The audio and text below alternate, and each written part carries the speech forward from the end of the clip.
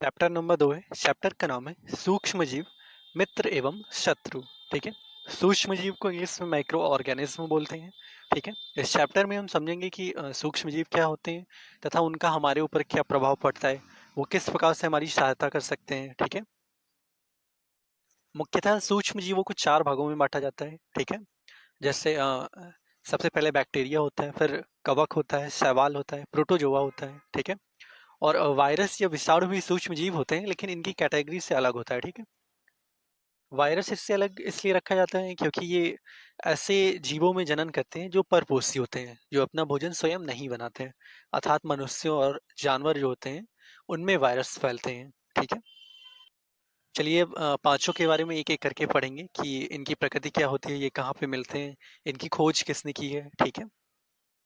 चलिए सबसे पहले जीवाणु के बारे में पढ़ते हैं क्या होता है। ठीक है। चलिए सबसे पहले जीवाणु समझते हैं। जीवाणु एक कोशिकीय जीव होते हैं। ठीक है। और इनकी कोशिका में माइटोकॉन्ड्रिया, गोल्गी काय, सेंट्रोसोम आदि का अभाव होता है। ठीक है। कोशिका भित्ति जो होती है वो पॉलीसैकेराइड, लिपिड और प्रोटीन की बनी हुई होती है। ठीक है। रासायनिक रूप से कोशिका भित्ति जो इनकी होती है वो म्यूरिन या म्यूकोपेप्टाइड या पेप्टी ग्लाइकान की बनी होती है। ठीक है। जीवाणुओं की सतह पर अनेक प्रकार के सूक्ष्म रोम पाए जाते हैं। ठीक है। अर्थात रोए पाए जाते हैं जिन्हें पाइली के नाम से जाना जाता है। ठीक है। ये याद रखने वाला पॉइंट है। जीवाणु की खोज सन 1683 में लियोविन हॉक नाम के वैज्ञानिक ने किया था। ठीक है। तथा सन 1829 में एरनबर्ग नाम के एक वैज्ञानिक थे जिन्होंने इन जीवों को जो नाम दिया था वो जीवाणु नाम दिया था। अर्थात जीवाणु नाम एरनबर्ग के द्वारा दिया गया था तथा इनकी खोज करने का श्रेय लियोविन हॉक को जाता है। ओके। चलिए जीवाणुओं के अध्ययन को बैक्टीरियोलॉजी कहा जाता है। ठीक है। मानव शरीर में जितनी भी मानव कोशिकाएं हैं उसकी लगभग 10 गुना संख्या तो जीवाणु कोश की होती है। ठीक है। इनमें से अधिकांश जीवाणु त्वचा तथा आहार नाल में पाए जाते हैं। हानिकारक जीवाणु इम्यून तंत्र के रक्षक प्रभाव के कारण शरीर को नुकसान नहीं पहुंचा पाते। ठीक है। तथा कुछ जीवाणु लाभदायक भी होते हैं। अनेक प्रकार के परजीवी जीवाणु कई रोग उत्पन्न करते हैं, जैसे हैजा, मियादी बुखार, निमोनिया, तपेदिक तथा क्षय रोग आदि। ठीक है। हमारी पृथ्वी पर लगभग 20 लाख लोग हर साल क्षय रोग अर्थात टीबी से मरते हैं। ठीक है। ये काफी बड़ा आंकड़ा है। ठीक है। चलिए अब दूसरे वर्ग के बारे में पढ़ते हैं। ठीक है। ये कवक होता है। ठीक है। कवक जो होते हैं ये बहुकोशिकीय जीव होते हैं तथा इनमें पर्णहरिम नहीं पाया जाता है। इनमें जड़, तना तथा पत्तियां भी आदि नहीं पाई जाती हैं। ठीक है। तथा जो इनमें भोजन होता है वो संचित होता है ग्लाइकोजन के रूप में। ठीक है। इनकी कोशिका भित्ति काइटिन की बनी हुई होती है। ओके।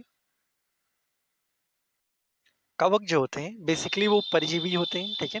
तथा मृतोपजीवी भी होते हैं और ये बीजाणुओं के द्वारा जनन करते हैं। ठीक है। कवक के अध्ययन को बेसिकली माइकोलॉजी या फिर माइसिटोलॉजी कहा जाता है। ठीक है। और जो एक कवक होता है जो पनीर बनाने के काम आता है उसे एस्परजिलस कवक कहते हैं। ठीक है। इसका काम जो होता है वो पनीर बनाने के काम में आता है। ठीक है। कवक के अंदर एक फफूंद नाम का एक जीव पाया जाता है। ठीक है। इस कैटेगरी के अंदर जिसे फंगल भी बोलते हैं और इनसे कुछ बीमारियां होती हैं जिन्हें फंगल डिजीज कहते हैं। ठीक है। जैसे दमा, एथलीट फूट, खाज। ठीक है। तथा गंजापन तथा दाद, ये सारी जो बीमारियां होती हैं मनुष्य में ये कवक के द्वारा होती हैं। ठीक है। कवक के अंतर्गत जो फफूंद आता है अर्थात फंगल्स के द्वारा होती हैं। ठीक है। कवक से कुछ रोग पौधों में भी होते हैं, जैसे आलू का वाट रोग, आलू का पछेता अंगमारी रोग भी होता है। ठीक है। तथा सेब का फड़ना भी जो सड़ जाता है सेब। ठीक है। ये भी फफूंद अर्थात कवक के द्वारा ही होता है। चलिए अगली हेडिंग है शैवाल। ठीक है। जिससे इंग्लिश में एल्गी भी कहते हैं। ये एक सरल जीव होते हैं। अधिकांश शैवाल पौधों के समान सूर्य के प्रकाश की उपस्थिति में प्रकाश संश्लेषण की क्रिया के द्वारा अपना भोजन स्वयं बनाते हैं। अर्थात ये स्वपोषी होते हैं। ठीक है। ये एक कोशिकीय से लेकर बहुकोशिकीय अनेक रूप में हो सकते हैं, परंतु पौधों के समान इनमें जड़ें, पत्तियां इत्यादि की रचनाएं नहीं पाई जाती हैं। ठीक है। ये नम भूमि, अलवणीय एवं लवणीय जल, वृक्षों की छाल, नम दीवारों पर हरी, भूरी या कुछ काली परतों के रूप में मिलते हैं। ठीक है। तथा इनके अध्ययन को फिजिकोलॉजी कहते हैं। ठीक है। शैवाल के अध्ययन को फाइकोलॉजी कहा जाता है। ठीक है। क्लोरेला शैवाल एक होता है जिसमें सबसे अधिक प्रोटीन्स और विटामिन्स होते हैं। ओके। और जापान के जो कुछ लोग होते हैं वो अल्वा का प्रयोग करते हैं सलाद के रूप में। ठीक है, ये एक शैवाल होता है। ठीक है, चलिए मैं आपको शैवालों की कुछ रियल फोटोज दिखा रहा हूँ। ठीक है, इस फोटो में आप देख सकते हैं ये पिंक कलर का जो आपको दिखाई दे रहा है ये गुलाबी शैवाल है। ठीक है, ये देखिए एक तालाब में किस प्रकार से ये काई जमी हुई है, ये शैवाल ही होती है। ठीक है, ये देख सकते हैं, अगर आप पास से देखेंगे तो कुछ ऐसा दिखाई देता है। और एक ये देखिए एक एग्जांपल अभी आपने पढ़ा था, भूरे रंग के शैवाल कुछ होते हैं, तो वो आप ये देख सकते हैं। ठीक है, ये शैवाल आप देख सकते हैं, ये पत्थर के नीचे से निकली हुई हरे रंग की संरचना आप देख सकते हैं, यही शैवाल होता है। चलिए अब चौथा प्रकार पढ़ते हैं जो प्रोटोजोआ है, जिसे प्रजीव गण भी कहते हैं। ये एक कोशिकीय जीव होते हैं। इनकी कोशिका यूकैरियोटिक प्रकार की होती है। ये साधारण सूक्ष्मदर्शी यंत्र से आसानी से देखे जा सकते हैं। ठीक है, कुछ प्रोटोजोआ जंतुओं और मनुष्य में रोग उत्पन्न करते हैं, उन्हें रोगकारक प्रोटोजोआ कहते हैं। ठीक है, अब तक लगभग 30,000 किस्म के प्रोटोजोआ ज्ञात हो चुके हैं। ठीक है, प्रोटोजोआ काफी सूक्ष्म होते हैं, इन्हें नंगी आंखों से देखना संभव नहीं होता है। समुद्री जल में और बंधे हुए मीठे जल में असंख्य प्रोटोजोआ मिलते हैं। ठीक है, ये अकेले या समूह में निवास करते हैं। ठीक है, प्रोटोजोआ में ऊतक नहीं होता है, ये ध्यान रखने वाली बात है। बस बुक पे आते हैं। ठीक है, देखते हैं बुक में क्या क्या मटेरियल है हमारे समझने के लिए। ओके, इसमें बताया गया है कि सूक्ष्म जीवों को मुख्यतः 4 भागों में बांटा गया है, जो मैंने आपको पहले भी बताया है कि जीवाणु, कवक, प्रोटोजोआ एवं कुछ शैवाल। ठीक है, विषाणु, वायरस भी सूक्ष्म जीव होते हैं, परंतु वे अन्य सूक्ष्म जीवों से भिन्न होते हैं। वे केवल परपोषी में ही गुणन करते हैं, अर्थात जीवाणु पौधे अथवा जंतु कोशिका में गुणन करते हैं। ठीक है, एक कुछ सामान्य रोग जैसे कि जुखाम, इन्फ्लुएंजा एवं अधिकतर खांसी विषाणु अर्थात वायरस के द्वारा होती है। कुछ विशेष रोग जैसे कि पोलियो एवं खसरा भी विषाणु अर्थात वायरस के द्वारा होता है। ठीक है, आपको याद रखना होगा कि जो भारत देश है वो पोलियो मुक्त देश घोषित किया जा चुका है। ठीक है, अतिसार एवं मलेरिया रोग प्रोटोजोआ के द्वारा होते हैं, जो अभी लास्ट हेडिंग मैंने बताई थी। ठीक है, तथा टाइफाइड एवं क्षय रोग जीवाणु के द्वारा होते हैं। ठीक है, जिसे क्षय रोग अर्थात टीबी भी कहते हैं। चलिए आप एक बार जीवाणु फिर से देख सकते हैं, स्पाइरल जीवाणु किस प्रकार से दिखते हैं, तथा क्षणनुमा जीवाणु। ठीक है, शैवालों के एग्जाम्पल क्लेमाइडोमोनास तथा स्पाइरोगाइरा। प्रोटोजोआ में अमीबा तथा पैरामीशियम आता है। ठीक है, कवक में राइजोपस जिसे ब्रेड मोल्ड भी कहते हैं, पेनिसिलियम तथा एस्परजिलस आता है। ओके, चीनी के अल्कोहल में परिवर्तन की क्रिया को किण्वन अथवा फर्मेंटेशन कहते हैं। और इसकी जो खोज की थी वो लुई पाश्चर नाम के वैज्ञानिक ने की थी सन 1857 में। ठीक है, सूक्ष्म जीवों के क्या औद्योगिक उपयोग है वो हम समझते हैं। ठीक है, सूक्ष्म जीवों का बेसिकली औद्योगिक उपयोग एंटीबायोटिक्स बनाने के रूप में किया जाता है। ठीक है, जैसे स्ट्रेप्टोमाइसिन, टेट्रासाइक्लिन तथा एरिथ्रोमाइसिन। ठीक है, सामान्य रूप से उपयोग की जाने वाली प्रतिजैविक है, जिन्हें कवक एवं जीवाणु के द्वारा उत्पादित भी किया जाता है। ठीक है, इंपॉर्टेंट आर्टिकल पढ़ते हैं। सन 1929 में अलेक्जेंडर फ्लेमिंग ने जीवाणु रोगों से बचाव हेतु एक संवर्धन प्रयोग कर रहे थे। अचानक उन्होंने संवर्धन तस्तरी पर हरे रंग की फफूंद के छोटे बीजाणु देखे। उन्होंने पाया कि यह फफूंद जीवाणु की वृद्धि को रोकते हैं, तथा यह तथ्य पाया कि बहुत सारे जीवाणु फफूंद द्वारा मारे गए हैं। इस प्रकार फफूंद से पेनिसिलिन बनाई गई। ठीक है, तो पेनिसिलिन के आविष्कारक जो थे वो अलेक्जेंडर फ्लेमिंग थे। ठीक है, जिन्होंने सन 1929 में इसकी खोज की थी। चलिए अगली हेडिंग देखते हैं, वैक्सीन अर्थात टीका। जब बच्चे छोटे होते हैं, ठीक है, तो उनमें टीका क्यों लगाया जाता है हम ये समझेंगे। ठीक है, जब रोग कारक सूक्ष्म जीव हमारे शरीर में प्रवेश करते हैं तो उनसे लड़ने के लिए हमारा शरीर प्रतिरक्षी उत्पन्न करता है। शरीर को यह भी स्मरण रहता है कि वही सूक्ष्म जीव अगर हमारे शरीर में पुनः प्रवेश करता है तो उससे किस प्रकार लड़ा जाए। अतः यदि मृत अथवा निष्क्रिय सूक्ष्म को स्वस्थ व्यक्ति के शरीर में प्रविष्ट कराया जाए तो शरीर की कोशिकाएं उसी के अनुसार लड़ने के लिए प्रतिरक्षी उत्पन्न करके रोग कारक को नष्ट कर देती हैं। ठीक है,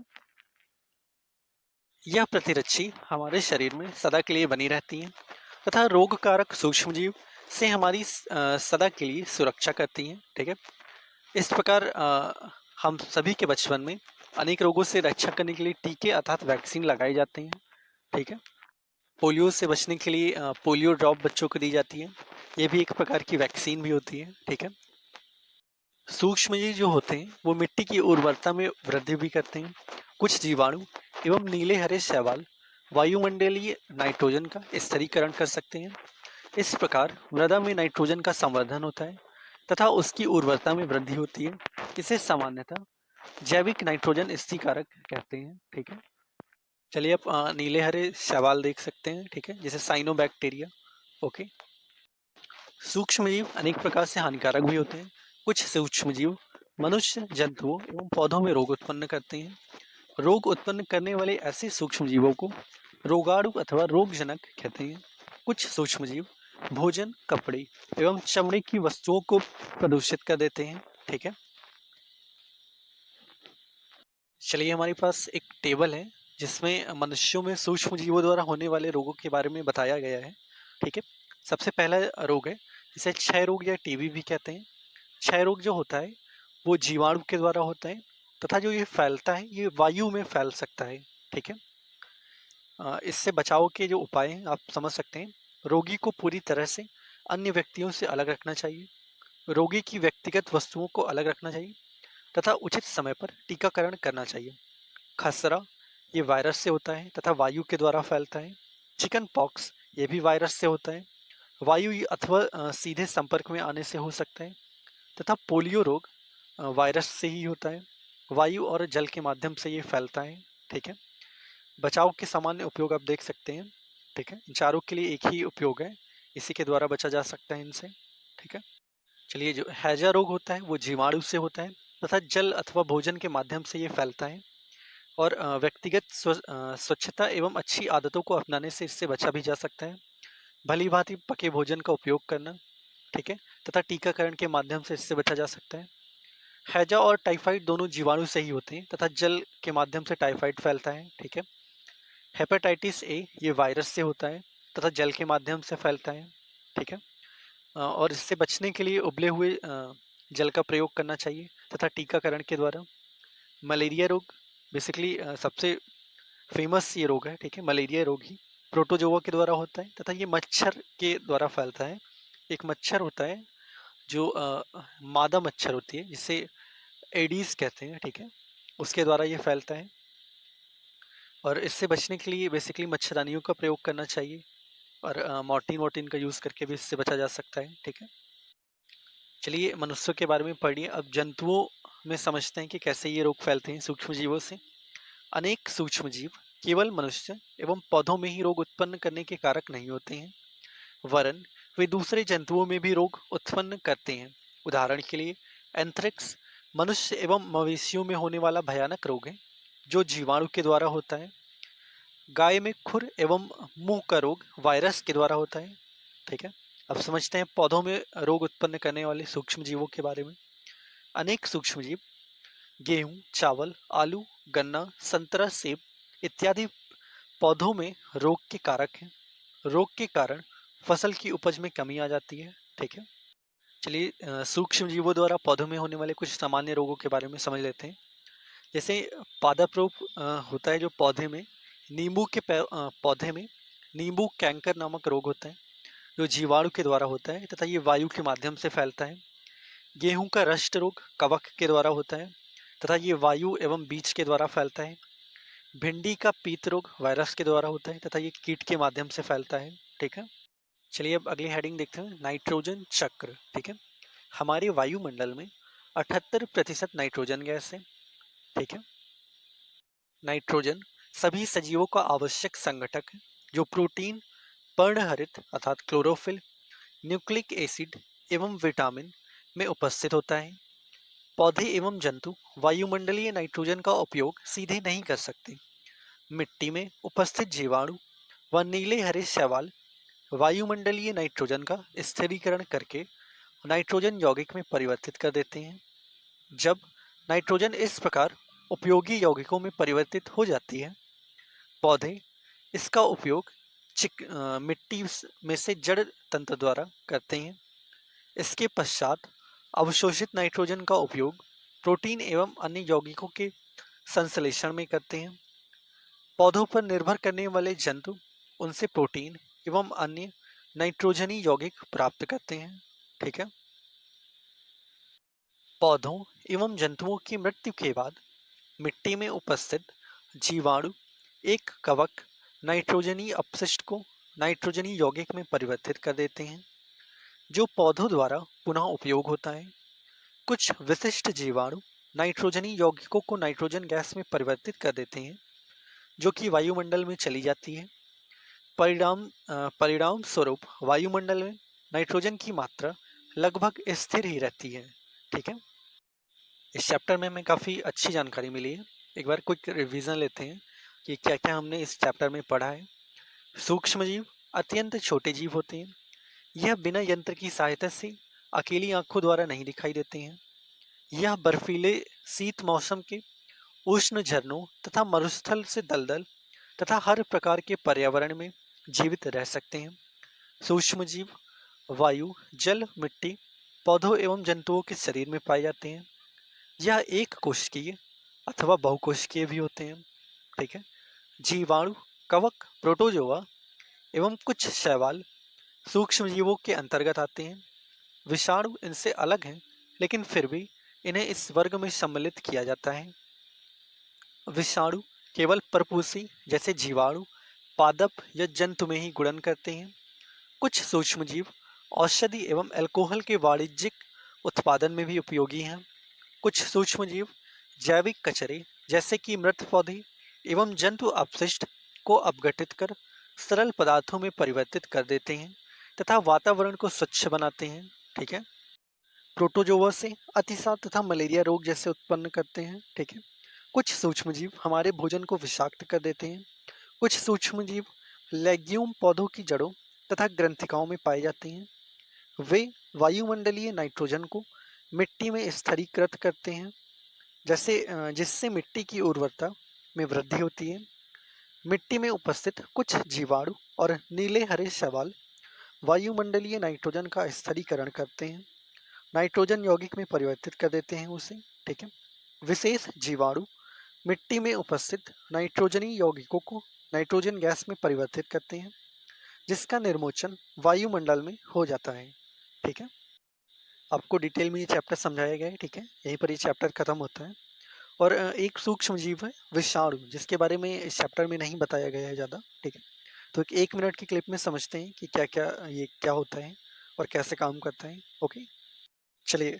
वायरस शब्द की उत्पत्ति वीरियन नामक शब्द से हुई, जिसका अर्थ होता है विष। विषाणु की खोज रूस के वैज्ञानिक इवॉन विस्की ने किया था। सन 1892 में तंबाकू के मोजैक रोग की खोज के समय की थी। ठीक है। विषाणु को सर्वप्रथम डच वैज्ञानिक बीजे रिंक ने कंटेजियम वाइवम फ्लूइड की संज्ञा दी थी। ठीक है। बेसिकली विषाणुओं की जो प्रकृति होती है, ये सजीव एवं निर्जीव दोनों प्रकार के होते हैं। ठीक है।